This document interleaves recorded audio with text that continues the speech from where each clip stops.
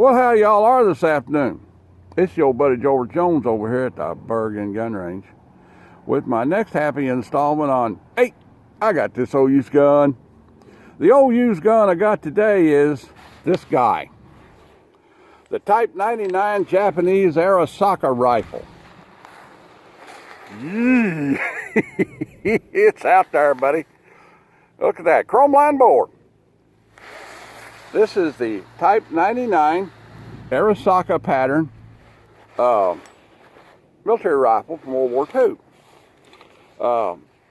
This is the Japanese service rifle that came about 1942 or 43.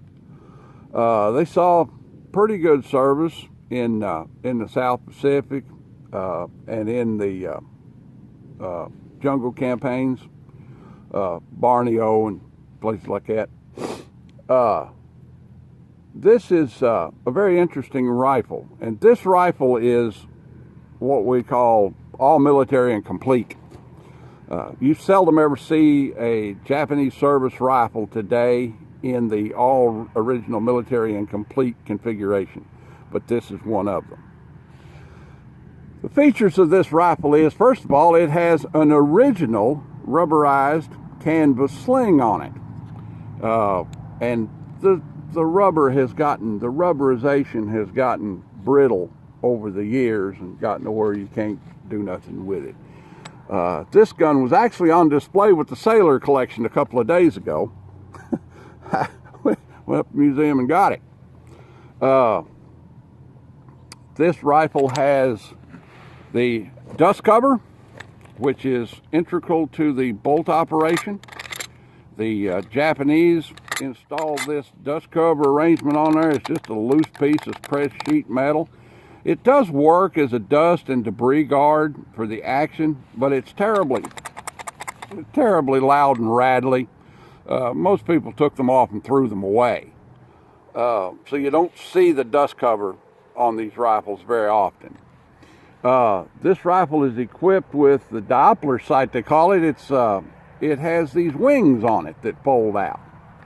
Now, the purpose of these wings is to give you something to graduate against volley fire against low-flying aircraft and volley fire against moving targets. Now, I'm not real sure and haven't seen any documentation or text on just exactly how these guys work, but that's what they're there for.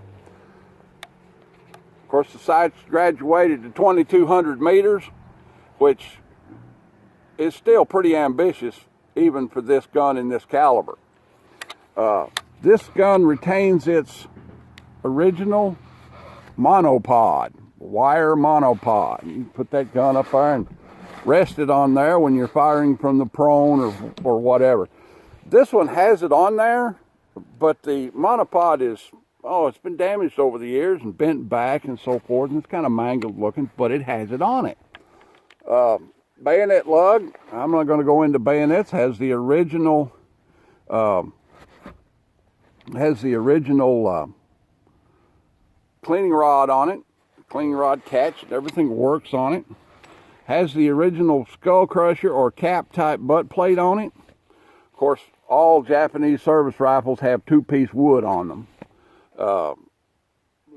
The Japanese home island is not exactly what you call a highly forested area. I mean, they don't have a big logging operation like we have in the Pacific Northwest. Wood's kind of rare. But everything is on this rifle that it's supposed to have, including the mum. The Japanese chrysanthemum, the emperor's mark, is on this gun. It hasn't been defaced. I have a theory, and this is my theory. If you see one that has the mum intact, it was captured by a Marine. That's my theory. At the end of the war, Douglas MacArthur became the military prefect of occupation in the country of Japan, and he ordered that any rifle brought back to the United States had to have the emperor's crest defaced for some reason or another. Marines were not a big fan of Douglas MacArthur. I'm just going to tell you right now. They didn't like him much at all. They had some pretty bad things to say about him. So anything that he ordered was probably not going to be followed, at least at the ground level. So I theorize if you see one with the mum intact, it was probably captured by a Marine. We're going to shoot this gun. This gun is caliber 7.7 Japanese, which is basically .303 caliber. It's kind of hard to find good military ammunition for this rifle, but you can, believe it or not, you can buy Hornady soft point ammunition. You can buy the Hornady Custom. It's about $25 for 20 rounds, but you can get the ammo. Never, ever shoot Japanese military surplus ammunition. Just don't do it. I've known guys that take rifles like this out and buy ammunition that came on Hoskus feed trays for the Type 99 heavy machine gun and put it in one of these rifles and it blow up. The Japanese military had 4 grades of ammunition. They had an aircraft defense grade that was designed to shoot out of an aircraft machine gun at something 2,000 or 3,000 yards away and still have enough power to do some damage when it got down there. They had a service machine gun grade of ammunition, which was slightly less powerful, but still very powerful, designed to shoot 1,000 yards and still have enough armor piercing capability to do some damage. They had an infantry rifle grade of ammunition that shot in a lot of their machine guns, but not all of them, and was designed to shoot in this rifle. They also had a training grade of ammunition, which had a bamboo core soft iron jacket and was very low powered. They also had a wooden bullet blank ammunition that they used in some of their training rifles. But if you see original Japanese ammunition and original Japanese boxes, you can't read Japanese, you don't know what it means, you don't see the manufacturer's code on it, don't understand what it is. It's collector. Put it up on display somewhere.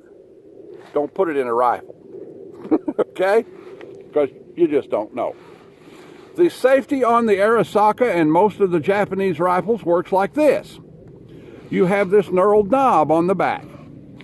Take your heel of your hand, push in on that knurled knob, and turn it 1/4 of a turn or 1/8 of a turn to the right, and that puts that rifle on safe. Okay? Push in on it and turn it back, and that takes it off safe. I'm going to try and shoot this gun in the uncomfortable condition and see if I can't hit my steel silhouette target at 125 yards with just the plain sight. Get down. Great. All right, that ain't gonna work. Maybe I ought to use the Monopod. Yeah, let's try that. Oh, that ain't gonna work either. Yeah, I think it'll work. I think I can make it work. I can make it work. I can adapt. Just try one. That was kind of a slap miss.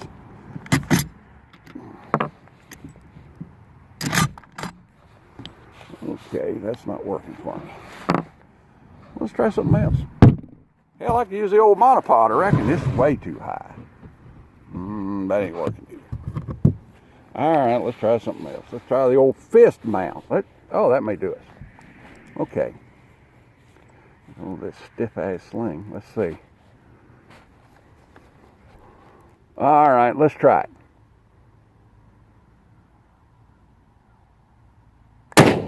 Yeah, there we go. Now that got meat. Put that over there. We know. Get me set dies and reload this thing. Now I guess this thing goes back to the museum. I got to lovingly clean this thing up tonight and take it back to the museum.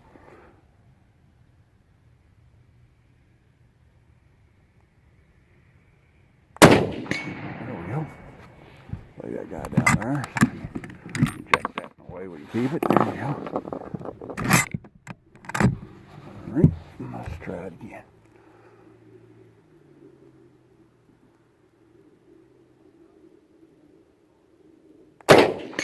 Yeah. Pretty accurate gun. And I was amazed to find that this barrel is chrome lined.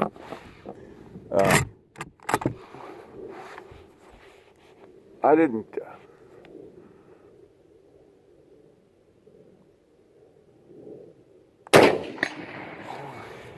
That's 4 for $5. That's not too shabby. Yeah. Hands are so cold I can barely feel myself. Feel myself? I don't know. Okay. So there it is. The Type 99 Arisaka. I don't know how you pronounce it. I think it's pronounced Arisaka. So anyway, you see this guy around? That's a museum collectible. This gun, oh, I don't know. In this condition, complete, this would be about an $800 gun. Chopped up with a section of the barrel off of it, and the wood gone off of it, and the sights modified, and different things thrown away, and the mum ground off of it. But still shoots about $150. The last ditch rifles, they're called. The emergency modification rifles that are very poorly made. Those guys actually command higher prices. It seems like the ones that are in really horribly made, they're actually worth more money. And the German rifles the same way. The last ditch German rifles actually are more collectible than any of them.